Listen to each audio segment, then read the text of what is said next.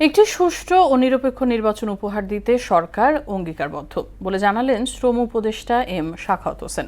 গণমাধ্যম কর্মীদের নির্বাচনের সংবাদ সংগ্রহে সুষ্ঠু ও নিরাপদ করতে তাদের সঙ্গে আলোচনা করে ইসিকে গণমাধ্যম নির্দেশিকা প্রণয়নের পরামর্শ দেন তিনি।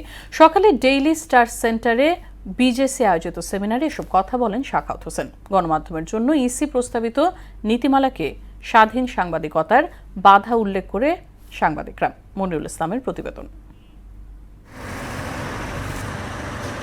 নির্বাচন নিয়ে মানুষের অতীত অভিজ্ঞতা একেবারেই ভালো নয়। বিশেষ করে বিগত ৩টি নির্বাচন ইতিহাসের সবচেয়ে বাজে দৃষ্টান্ত হয়ে আছে। বিতর্কিত এই নির্বাচনগুলোতে সাংবাদিকদের নিয়ন্ত্রণ করেছে তৎকালীন সরকার। ত্রয়োদশ জাতীয় নির্বাচন আয়োজনে ইতোমধ্যেই গণমাধ্যম কর্মীদের জন্য নীতিমালার খসড়া প্রকাশ করেছে নির্বাচন কমিশন। প্রস্তাবিত নীতিমালার অসঙ্গতি নিয়ে এ সেমিনারের আয়োজন করে ব্রডকাস্ট জার্নালিস্ট সেন্টার। গণমাধ্যম কর্মীরাও হয়রানির শিকার না হয়ে তার কাজটা করতে পারবে, সেই লক্ষ্যেই আমাদের আজকের এই আয়োজন। প্রস্তাবিত নীতিমালাকে ২৪-এর নির্বাচনের কপি পেস্ট বলে মন্তব্য করেন বিজেসি চেয়ারম্যান রেজানুল হক রাজা। অতীতে যে সমস্ত ইলেকশনগুলি নিয়ে অনেক বিতর্ক আছে, সেটার মূল কারণ ছিল সরকার যেভাবে চেয়েছে সেভাবে ইলেকশনটা হয়েছে।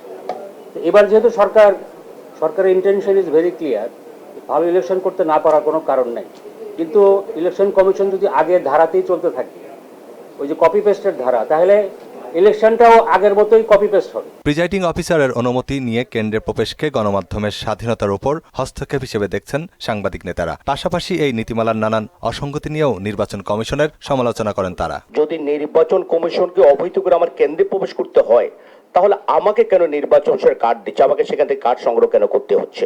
ইসি ও গণমাধ্যমের উদ্দেশ্য একই হওয়ায় সাংবাদিকদের নিয়ন্ত্রণের মতো অযৌক্তিক সিদ্ধান্ত থেকে সরে আসার আহ্বানও জানান সিনিয়র সাংবাদিকরা। যদি আমাদের উদ্দেশ্য এক হয়ে থাকে যে একটি অবাধ, সুষ্ঠু, গ্রহণযোগ্য নির্বাচন, তাহলে সেই উদ্দেশ্যে সংবাদকর্মীদের জন্য যে ব্যারিয়ারগুলো রাখা হয়েছে সেটাকে আমার বেশি মনে হয়েছে। ঘটনা ঘটছে তখন আমি ওখানে যিনি চিফ আছেন ওই সেন্টারে, তার পারমিশন নিয়ে ঢুকতে হবে, এটা কোনো যৌক্তিক কোনো কারণ না। এ সময় প্রস্তাবিত নীতিমালার সংশোধনীর প্রস্তাব তুলে ধরেন RFEDর সভাপতি কাজী জেবেল। কার্ড থাকলেই কেন্দ্রের প্রবেশ সহ সরাসরি সম্প্রচার, ভোট কেন্দ্রে অবস্থানের সময় ডিজিটাল প্ল্যাটফর্ম ও রেডিও যুক্ত আসন ভিত্তিক মিডিয়া সেল, মোটরসাইকেল ব্যবহার সহ বেশ কিছু সংশোধনী তুলে ধরা হয়। আমরা বলছি না, এটা 15 দিন আগে যাতে স্ক্রুটিনিটা সহজ হয়। সরকারের শ্রম উপদেষ্টা এম সাখাওয়াত হোসেন বলেন, একটি অবাধ, সুষ্ঠু নির্বাচন আয়োজনে সরকার প্রতিজ্ঞাবদ্ধ।